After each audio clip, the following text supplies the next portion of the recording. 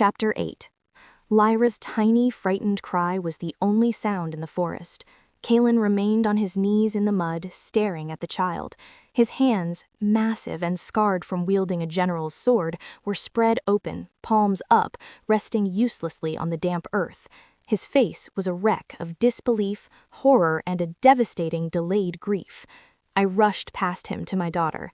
I scooped Lyra up, cradling her close to my chest, turning my back on the king. "It's all right, little wolf," I whispered against her dark hair, calling her the pet name Kalen used for me. "It's just a stranger. He's going now." "Mama, who is he? He looks scary." "He is," I agreed, my voice cold and hard. "He is very scary."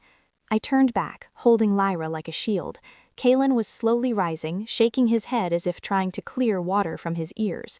He was no longer the imposing king, he was just a broken man. "Ilara," his voice was a choked rasp. "A child, our child. You were pregnant when I—" He couldn't finish the sentence. The realization of his cruelty 2 years ago, compounded by the sight of his daughter, finally hit him. He had sent his pregnant Omega into exile. He had forced her to suffer and give birth alone. "Tell you?"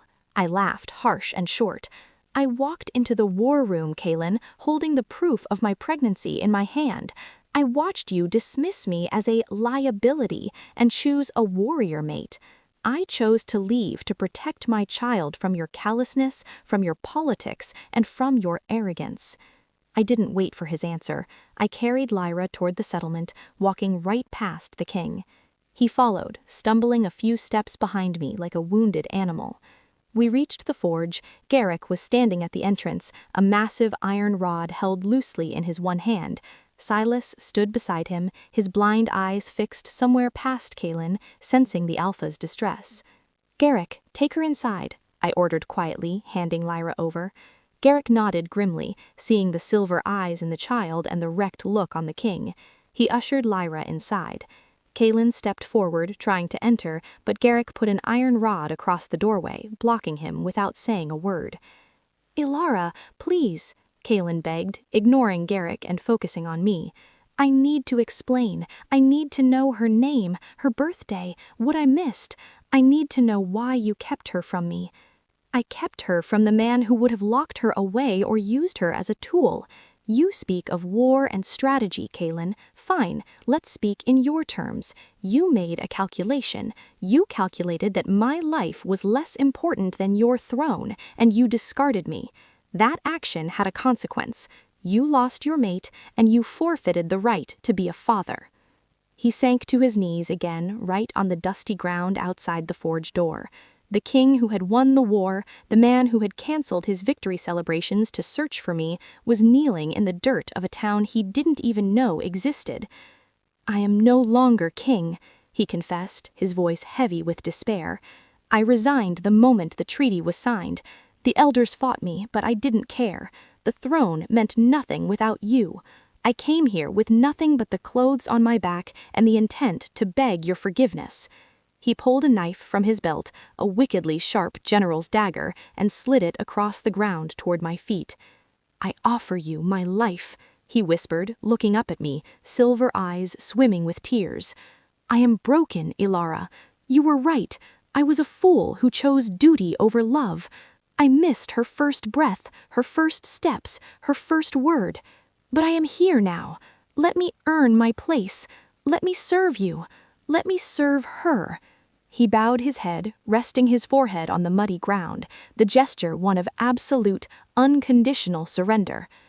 "I don't need your life, Kalen," I said, looking down at his bowed back.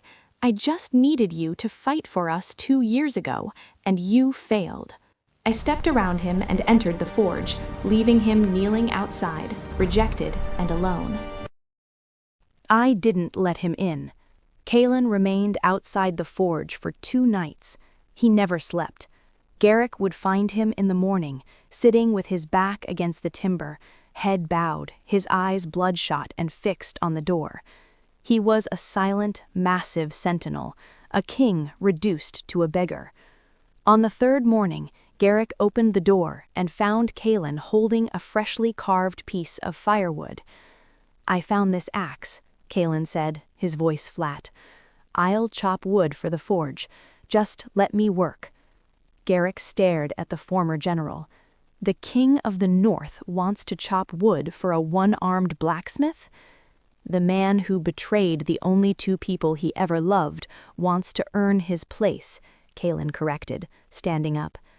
Garrick stepped aside, allowing him near the massive, unsorted log pile. The transformation was painful to watch. Kalen, whose body was trained for combat and command, was useless at domestic chores. He attacked the wood with the force of a battering ram, splitting the blocks into jagged, uneven pieces. His muscles, which could effortlessly cleave a man in two, were stiff and awkward when trying to sweep the forge floor. Garrick, without a word, began to teach him. "Not force, Your Majesty," Garrick barked, using the formal title as a mockery. "Rhythm, you're swinging a weapon, not an axe. Listen to the wood." Kalen took the lesson with grim humility. He never once objected, never pulled rank. He was a perfect student of humility. But the hardest lessons were inside the house, under my roof. I refused to speak to him beyond necessary commands. I still kept Lyra close, but it was impossible to hide her entirely. She was curious, and Kalen was desperate.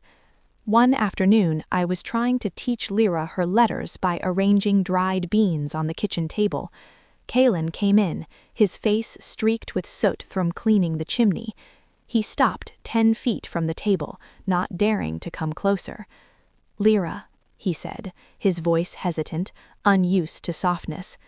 Lyra, who had been hiding behind my tunic for days, poked her head out. She was fascinated by this scary, handsome man who suddenly appeared and did the hard work. "That's a B," Kalen whispered, pointing at the bean arrangement. "For bravery. My beta commander taught me how to track in the snow." Lyra's eyes widened. "Snow tracking?" He told her a quick, simple story about finding a snow fox using only paw prints. The story had nothing to do with war or blood. It was about the wilderness, about patience. He spoke to her softly, gently, never raising his voice. I watched, paralyzed. I wanted to drag Lyra away, to shield her from the man who would inevitably leave, but the look on Kalen's face stopped me. He wasn't acting. He was seeing the miracle he had missed. Later that week, I found Kalen struggling with the laundry. He had never washed a tunic in his life. He was scrubbing his own rough shirt in the river, his hands blistered and raw. "You're going to tear the fabric," I said, unable to watch his clumsy efforts any longer. He flinched at my voice. "It's the only way I know to get the grime off."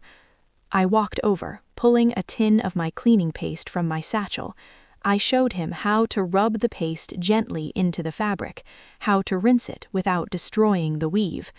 Our hands brushed. A jolt, sharp and undeniable, passed between us. He didn't pull away. He simply closed his eyes and inhaled deeply, taking in the scent of herbs, soap, and my skin. "I don't deserve this kindness, Elara," he murmured, his eyes still closed. "No," I agreed flatly, "you don't, but the tunic does." I walked away, leaving him to finish the work.